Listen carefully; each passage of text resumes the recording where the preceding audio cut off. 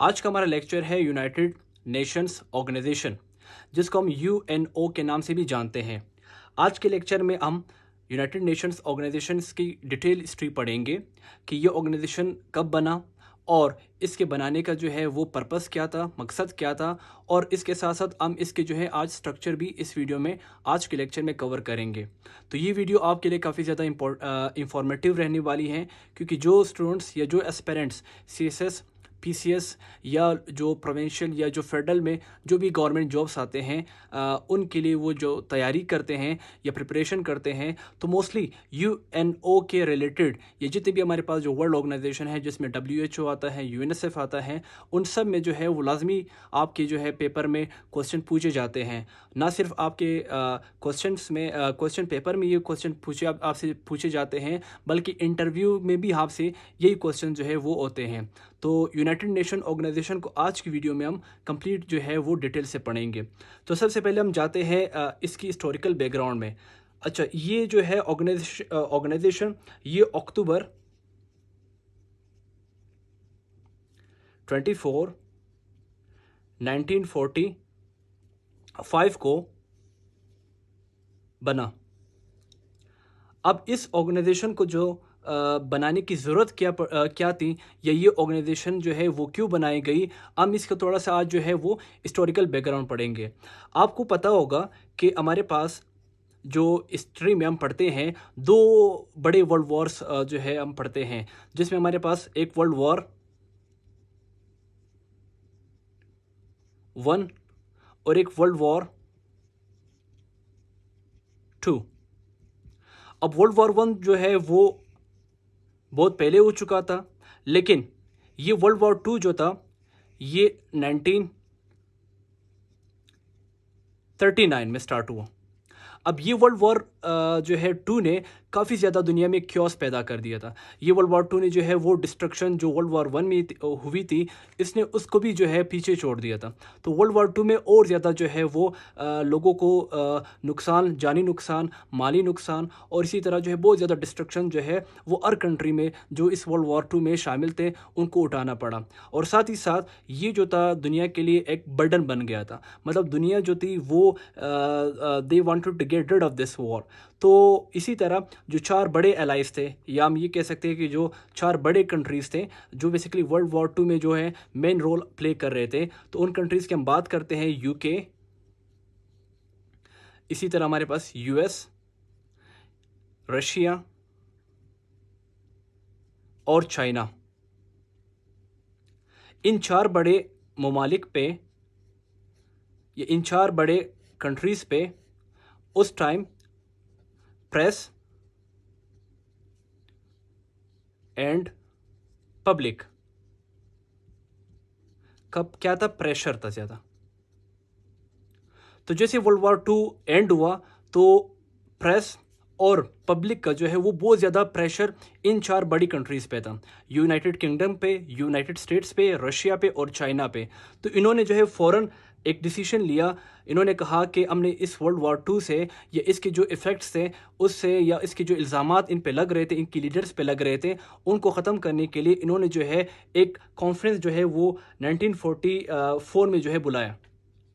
अब 1944 में जैसे ये लोग ये कॉन्फ्रेंस बुलाते हैं, अब इन कॉन्फ्रेंस में ये लोग ये डिसाइड करते हैं कि हमने जो है एक ऐसा ऑर्गेनाइजेशन बनाना है जिसमें सारी कंट्रीज़ जो है जो अभी दुश्मन है एक दूसरे के, ये वो एनिमीज़ हैं, वो उनको हम लोग जो है वो फ्रेंडली कंट्रीज़ बनाएं, या उनको जो है हम लोग एक ही शेल्टर के अंडर रख सकें। तो इन्होंने जो है फिर अपने इन चारों ने जो है अपने मशावरत से इन्होंने एक डे सेलेक्ट किया, और इन्होंने जो है बाकी जितनी भी कंट्रीज़ थी दुनिया में इनको इन्वाइट कर दिया।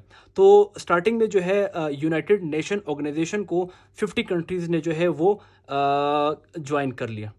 मतलब टोटल जो कंट्रीज़ होती हैं वो हमारे पास 51 का जिक्र आता है, लेकिन क्योंकि ये एक कंट्री जो थी उसकी भी मैं आपको इस वीडियो में बताऊंगा कि वो कौन सी कंट्री थी जिसने जो है वो ये सेशन ज्वाइन नहीं किया था। अब ये जो सेशन था वो अप्रैल एंड जून के जो है वो बिटवीन में हुआ था, और 1945 में एक सेशन सैन फ्रांसिस्को में। अब ये सैन फ्रांसिस्को, वाशिंगटन, अब सैन फ्रांसिस्को में जो है वो एक जो है सेशन होता है जिसमें 50 कंट्रीज़ जो है वो अटेंड कर लेते हैं। अब 50 कंट्रीज़ जो है वो इसके हम ये कह सकते हैं कि फर्स्ट पार्टनर जो है वो बन जाते हैं यूनाइटेड नेशन ऑर्गेनाइजेशन के। एक कंट्री जो है वो हमारे पास पोलैंड,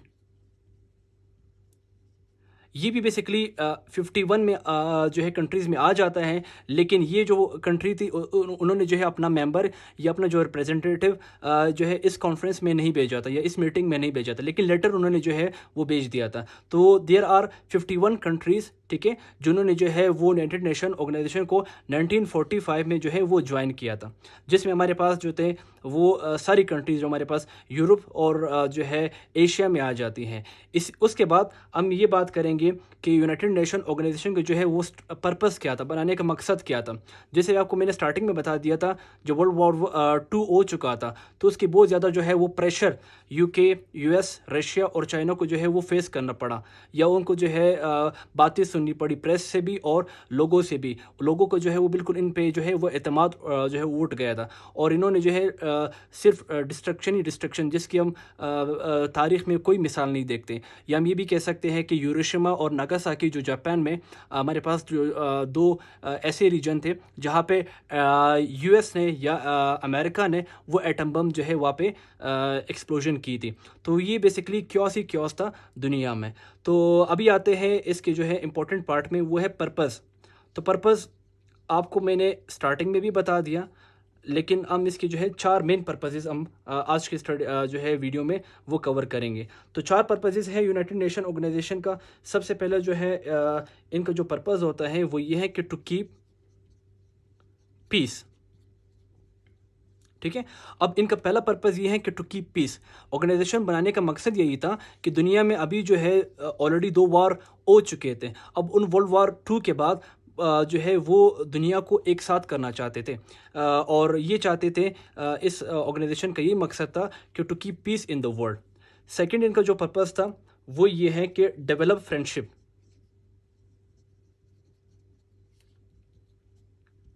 अब डेवलप फ्रेंडशिप अमंग कंट्रीज़, ठीक है, जितने भी कंट्रीज़ हैं दुनिया में उनके दरमियान जो है अच्छी ताल्लुकात या अच्छा फ्रेंडशिप जो है वो कायम करना।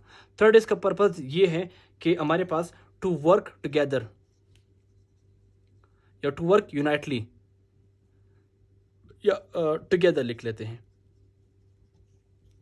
अब जितने भी मुल्क हैं जो इस ऑर्गेनाइजेशन में आते हैं, यूएनओ में आते हैं, उनकी जो है मकसद ये है कि वो आपस में काम कर ले, और जितने भी दुनिया के मसले मसाइल होते हैं, जिसमें आजकल हम देखते हैं कि क्लाइमेट चेंज एक बहुत बड़ा मसला है, ग्लोबल वार्मिंग एक बहुत बड़ा मसला है, इसी तरह जो है बाकी बहुत ज़्यादा मसले हैं दुनिया में।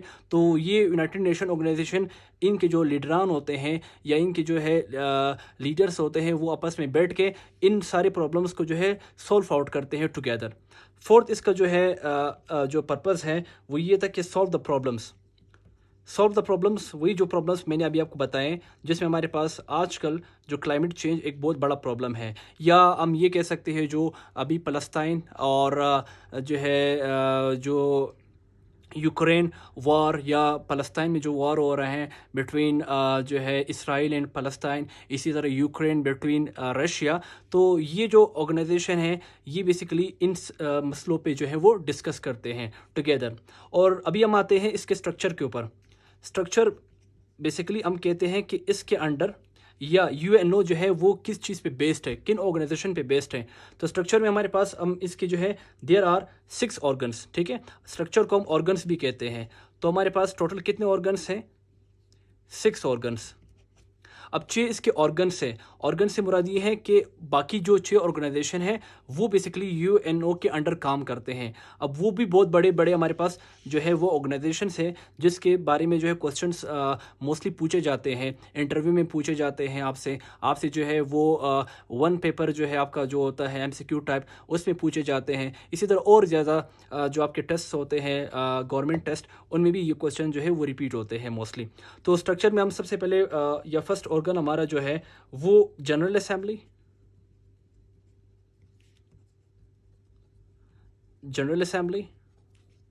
सेकंड हमारे पास जो है सिक्योरिटी काउंसिल।